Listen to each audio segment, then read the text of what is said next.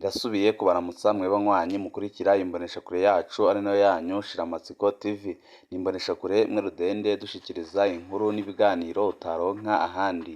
Uyu ni umwanya w'amakuru agezweko ari kuvugwa ngaha mu gihugu c'u Burundi. Twabateguriye amakuru ahambaye kandi anateye ubwoba. Perezida Ndayishimiye natitondera ihinguriro fomi rya Ziranotse birashobora kumutwara agatwe, kuko Ziranotse arafise abajenerali bahambaye bariko barakorana kugira ngo bikureho Perezida Ndayishimiye, nyuma yaho hamenyekanye ko Perezida Ndayishimiye ashaka gufuta fomi amaze akazana irindi hinguriro ryiwe risimbura fomi. Ni byinshi twabateguriye biriko biravugwa ngaha mu gihugu c'u Burundi, cane cane biriko biravugwa mu ihinguriro fomi ndetse n'ibigiye gukurikiraho, aho Perezida Ndayishimiye ashaka gupfunga Ziranotse akanafuta fomi ku gataka k'u Burundi, ariko abandi nabo bakavuga ko ibyo bintu nabigerageza bishobora kuzasiga bihitanye agatwe kiwe. Ejo ibintu ntibyari byoroshe hagati ya General Gervais Ndirakobuca n'umuyobozi mukuru wa fomi. Gervais Ndirakobuca yakoranije abakora mu gisata c'uburimyi kugira ngo barabire hamwe aho imyiteguro ya sizo ya A2024 igeze. Niko kubaza umuyobozi mukuru wa fomi ko ifumbire n'ishwagara bikwiye. Uwundi ati ishwagara ntaryo kubera icuma capfuye kandi batevye kuronka amahera y'agaciro yo kugitumako mu Bushinwa. Ndirakobuca nta vyitwazo nkeneye, ishwagara rizoboneka ryari? Fomi nta tariki noshobora gutanga. Ndirakobuca ifumbire ryo muzoba mwahejeje kuritanga ryari? Fomi by'ukuri ntagomba kwishira akagozi kw'izosi, nta tariki ntabanduka notanga. Ndirakobuca sohoka rero ejo uzampe itariki ntabanduka. Fomi murakoze nyakubahwa mushikiranganje wa mbere. Ibi bintu biriko birabera mu butegetsi birateye ubwoba kandi biranahambaye, aho ibintu bigize aho bikomeye cane, aho Ziranotse wahoze atari umugwizatunga akomeye cane mbere y'ikiringo ca gatatu, ariko ikiringo ca gatatu c'umuhisi Petero Nkurunziza caza akagaragara nk'umugwizatunga akomeye cane kandi ahambaye. None ubu ngubu ariko araburagizwa na Perezida Ndayishimiye, ariko amakuru menshi atandukanye turiko turaronka arerekana ko Perezida Ndayishimiye iki kibazo natakitwaramo neza gishobora gusiga gitwaye agatwi kiwe, kuko Ziranotse naho ari we witirirwa fomi, ariko fomi hari abandi bajenerali bakomeye cane binyegeje inyuma yayo kandi bashaka ko igumya igakora ibikorwa byayo nk'uko byahora.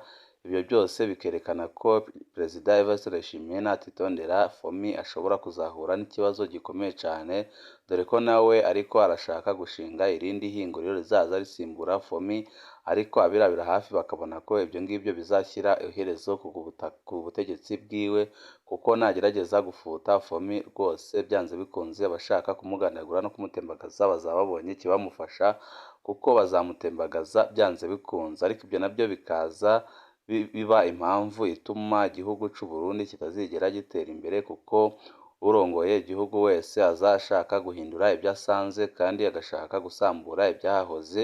Ibiriko birabonwa n'abanyagihugu nk'ikosa rikomeye cane Perezida Ndayishimiye yaba agiye gukora, bakamusaba ko kugira ngo ashinge irindi hinguriro fomi yapfuma ahubwo ayo mafaranga yakoresha ibindi bikorwa, kuko Burundi burakeneye ibintu byinshi cane.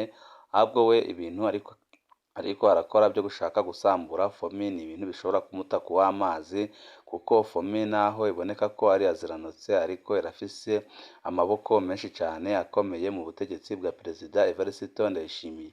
Ibihe bitoroshe kuri fomi na Ziranotse ubundi byatanguye ryari? Biriko biragenda gute? Bigeze ku wuhe murindi? Ku buryo abenshi bavuga ko Perezida Ndayishimiye atabyitwayemo neza bishobora no gusiga bihitanye agatwe kiwe. Imbere ya 2015 umudandaza Adrien Ntikacika batazira Ziranotse ntiyari azwi mu bagwizatunga bakomeye mu Burundi, ariko mu kiringo ca gatatu ca Nkurunziza guhera mu mwaka wa 2015 gushika mu mwaka wa 2020, izina Ziranotse ryaramamaye mu gihugu n'ihinguriro akorera riba akarorero mu butunzi. Ihinguriro ryiwe fomi ryubatswe muri ico kiringo nyine ryaje ridasanzwe. Ihinguriro rigenderwa cane n'ibihangange cane cane Nkurunziza na Bunyoni. Ihinguriro ryavugwa cane mu majambo y'umukuru w'igihugu kugera aho umuntu yoyoberwa ko ari ihinguriro ryigenga canke ko ari irya leta. ariko muri aka kanya nyine fomi yavuga ko byinshi cyane iriko irahura n'ingorane zikomeye cyane. Ivuka rya fomi ryavugwamwo inyuruzwa ry'umugwizatunga Evariste Nyandwi batazira amatwi, igandagurwa ry'umushikiranganji Emmanuel Niyonkuru, ubusuma bw'amafaranga ya leta bwoba bwakorwa bushigikirwe na Nkurunziza, abandi baryita ihinguriro rya Nkurunziza na Bunyoni. Muri kino gihe amakuru ya fomi na Ziranotse ntiyifashe neza. Imanza z'abakozi ba fomi zarakomeye mu butungane kandi zishyigikiwe n'ubutegetsi. Amatohoza akomeye ariko arakorwa ku mamiliyaridi yoba yateruwe muri kigega ca leta akajanwa muri fomi. Perezida Ndayishimiye arakunze kuvuga abagwizatunga bahawe amadolari ya beribe bakayakoresha ibindi. Amasoko yacu yemeza ko mu bo Ndayishimiye avuga harimwo Ziranotse. Fomi yagirizwa gutanga ubuzi ku bategetsi birukanywe na Ndayishimiye inakekwa kuba inkingi ikomeye ya Jenerali Bunyoni. Muri kino gihe fomi yabaye urubuga rushasha rw'intambara iri hagati y'abitwa ko bari mu iragi rya Nkurunziza n'abitwa ko bayoboka Perezida Evariste Ndayishimiye. Muri kino gice ca mbere tubaganirira ibijanye n'intango za fomi ndetse n'ibiriko biratera ubwoba abanyagihugu babona ko byanze bikunze Perezida Evariste Ndayishimiye agomba kuhasiga agatwe natwitwara neza muri kino kibazo. Fomi isa n'incamake y'amanyanga yaranze ikiringo ca gatatu ca Nkurunziza. Indwi ya nyuma ya Kigarama 2016 yari igenewe igikorane catunganywa n'umuryango wa Perezida Nkurunziza buri mwaka. Ico gikorane cabereye muri komine Bukemba mu ntara ya Rutana. Umwe mu bagwizatunga bakomeye mu Rutana, Evariste Nyandwi batazira amatwi, yarasabwe imodoka zo kunguruza abantu baja mu gikorane kandi yarazitanze kiretse Jipe Prado yagenderamwo. Yari umunyamabanga aterera cane CNDD-FDD. Muri iyo minsi Matwi yarakunda kubwira abagenzi ko yitegurira kwimukira i Bujumbura, ahariko hubakwa ihinguriro ryo guhingura ifumbire. Benshi bibwira ko ari ihinguriro ryiwe kubera yavuga ko azimuka n'iryatangura gukora. Abe yababwira ko yimirije kuba umuntu ahambaye cane mu Burundi iryo hinguriro n'iryatangura gukora. Abandi bo babona ko n'ubundi ahambaye Matwi ntiyari aziko ariko abaho iminsi yiwe ya nyuma. Umugoroba ugeze abakuru bavuye mu gikorane barataha mu mahoteli ku mugwa mukuru w'intara ya Rutana. Umugoroba wo kw'igenekerezo rya 28 ukwezi kwa 12 2016 abagabo batatu bahuriye muri bare ku Muco iri aho mu Rutana. Baboneka nk'abari mu kanama gakomeye kuko nta wundi yari arekuriwe kubajamwo. Abo bagabo yari umushikiranganji w'amatongo n'ibidukikije Emmanuel Niyonkuru, umugwizatunga Evariste Nyandwi batazira amatwi be n'umugwizatunga Adrien Ntigacika batazira Ziranotse. Ico baganiriye ntikizwi. Ico bikoze cari gihambaye kuko ababandanije inama yabo ku mugoroba wakurikiye kwa 29 ukwezi kwa 12 2016 b'abagabo batatu bahuriye kwa kuni nyine mw'ihoteli bita 3M mu Rutana nyine. Umugoroba wakurikiye kw'igenekerezo rya 30 ukwezi kwa 12 2016 Evariste Nyandwi yitavye telefoni y'umukozi w'iperereza mu Rutana yitwa Zashe Niyomwungere. Agiye ngo babonane ntiyagarutse. Imodoka ya Matwi yatowe bukeye kuri stade mu Rutana atawirimwo. Kuva ico gihe imyaka 6 n'igice iraheze atagakuru ka Matwi.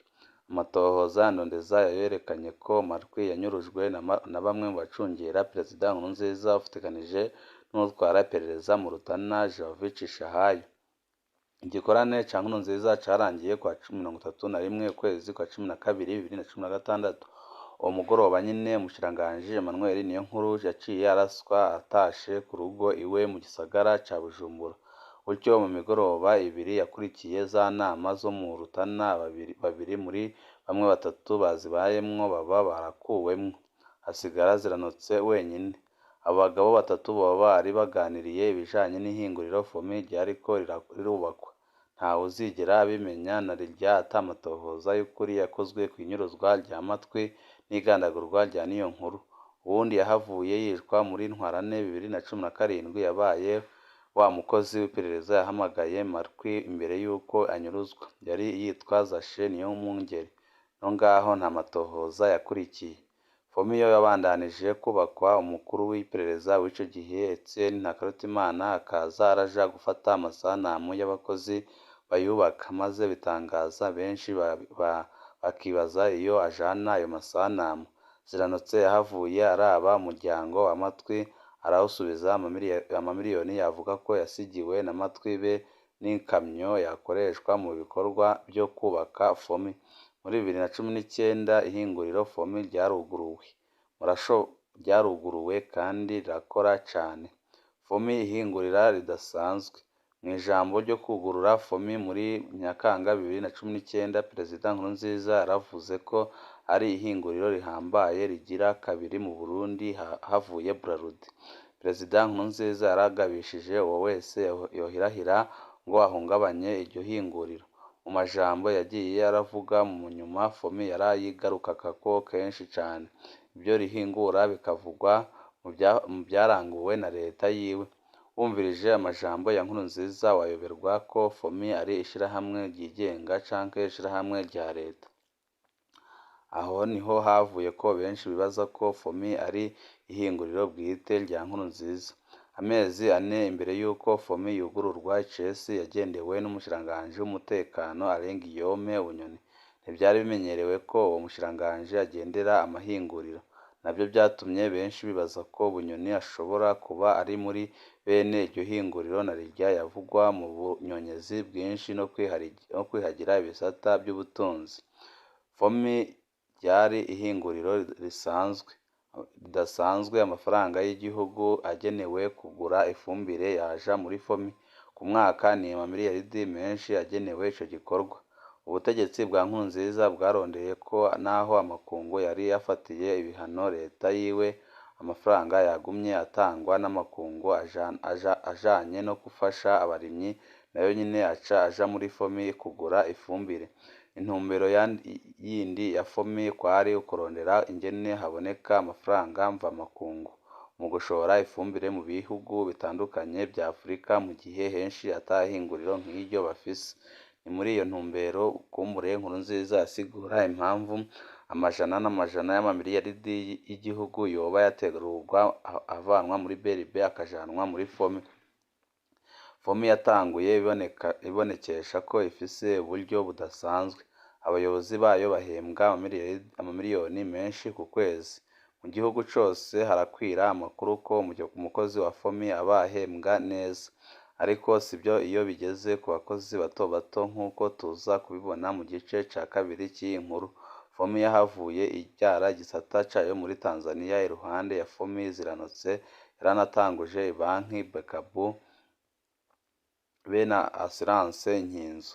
Ibyo byose bifatwa na bamwe nk'ibyavuye mu mafaranga ya leta yari agenewe Fomi. Inyuma y'izina Ziranotse hanyegeye bande? Uyu mudandaza atarazwi imbere ya 2015, ariko agahinduka icamamare mu kiringo ca gatatu ca Nkurunziza, koko niwe nyine ayo mamiliyaridi aboneka mu bikorwa bya Fomi n'ibindi bisata biyegereye. Iri shirahamwe mu ivuka ryaryo havugwa kunyuruza no kugandagura abantu, ntihagire amatohoza akorwa kuko ntabakomeye bari inyuma. Iri shirahamwe abaronka akazi batangwa n'abakomeye mu butegetsi, ubwo ni ishirahamwe risanzwe. Iri shirahamwe ryaboneka ryitwararitswe cane n'umushikiranganji w'umutekano Guillaume Bunyoni. Ibikorwa byaryo bikavugwa mu ijambo ry'umukuru w'igihugu ryari iryande by'ukuri. Rimwe mu matazirano Nkurunziza yahawe akiri ku butegetsi yari ndimwo. Iyo havutse ihinguriro rishasha canke ishirahamwe ry'ubudandaji rikomeye, bene ryo bategerezwa kumuhamwo imitahe.